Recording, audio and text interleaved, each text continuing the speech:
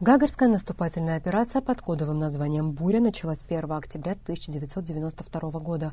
Абхазские вооруженные формирования совместно с добровольческими отрядами перешли в наступление и освободили Гагру, а 6 октября всю северо-западную часть Абхазии.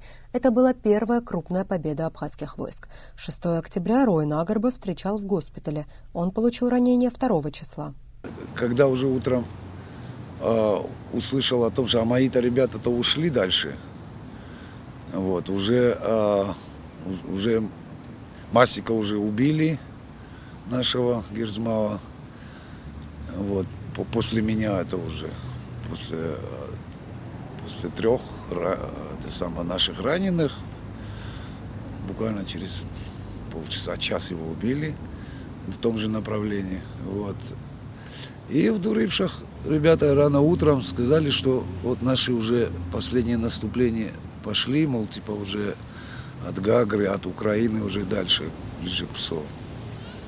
Ну, на первую же машину, то, что я смог поймать, форма у меня спрятана была там в шкафу, потому что форму у нас отбирали, носили. Шамиль не успел, Шамиль Адзимба был со мной. Он без формы оказался, потому что девочки забрали его форму постирать, не принесли. И он с жалостью мне: ты убегаешь, я остаюсь, садись здесь.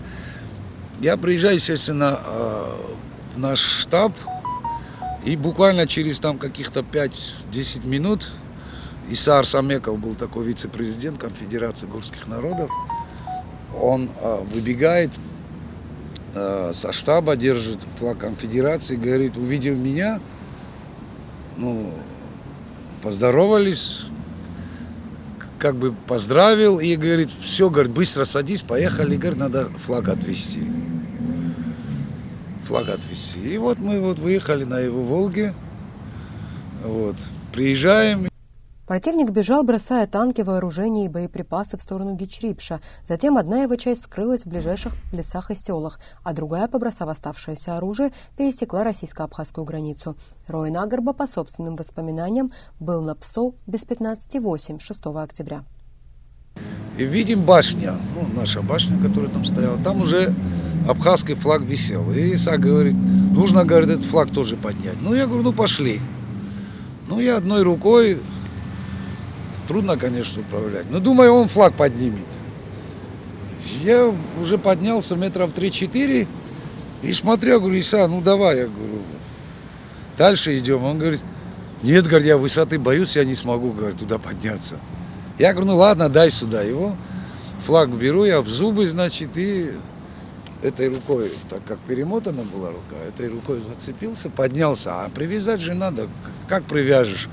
А там какие-то провода были. Я начал эти провода, жесткие такие твердые провода, хотел ее как-то выпрямить. И в это время стрельба началась, салют там, несколько пуль чуть меня не попали. Там, где я стоял на площадке, значит, 3-4 пули попали в эту стоянку, там же как решетка там железная. Но я вижу, что меня уже свои же подстреливают. Я начал кричать, руками показывать, что не стреляйте, остановите. Какое-то время остановили стрельбу. И я как смог, вот этот флаг привязал, он так и остался кривой, косой. И каждый раз, когда кадры вижу, фото вижу, вспоминаю, почему же этот флаг такой кривой. В Гагарской наступательной операции с абхазской стороны стрелковым автоматическим оружием были вооружены 570 человек, у остальных ополченцев были охотничьи ружья. Что касается боевой техники, то абхазские формирования располагали 2 танками Т-55 и 2 полковыми минометами. Безусловно, буквально за несколько дней, за 2 дня, когда уже мы знали, что мы готовимся к операции, я помню, я дружил с Ханкаровым, с Хамзатом, и мы с Ханкаровым стоим, там же Черноморец недалеко, мы напротив стоим во дворе, вышел Владислав, такой весь на эмоциях, весь такой, так скажем, живой, и подходит, поздоровался с нами, все, и Ханкарову говорит, говорит, Хамзат говорит, все-таки нужно выбить, говорит, из Гагры, говорит, мы сможем, говорит, мы достигнем этого. И Ханкаров говорит, конечно, Владислав говорит, даже спорт. То есть сомнений даже нет, говорит. То есть мы уже знали, что вот сегодня-завтра уже будет, мы большую работу до этого проделали. Сколько можно было, у нас было 10-12 вылазок до основного наступления. Мы в этих вылазках теряли людей, в том числе Зюара Чичпа мы потеряли. То есть каждую ночь, каждую вторую ночь мы делали вылазки, глубинную разведку. То есть нам уже этот фронт был довольно известный. То есть знали, где слабые точки противника. И как раз таки наш командир решил, можно сказать, между двух подразделений, довольно серьезных подразделений, это так называемое Армянское ущелье и непосредственно трассы, лазейку, куда провел нас, можно сказать, небольшое расстояние между ними. И мы оказались фактически в тылу и этим, то есть которые были левее и правее. Вышли на эстакаду, можно сказать,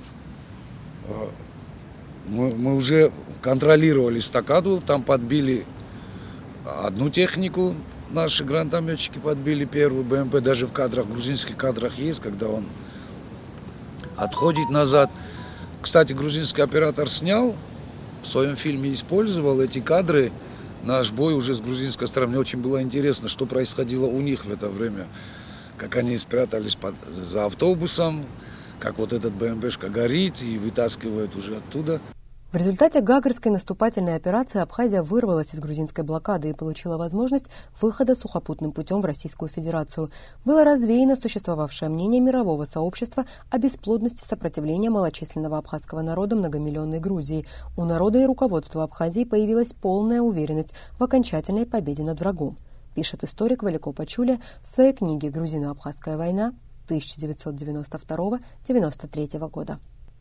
Элеонора Гилаян, Торник Амичба, Абаза ТВ.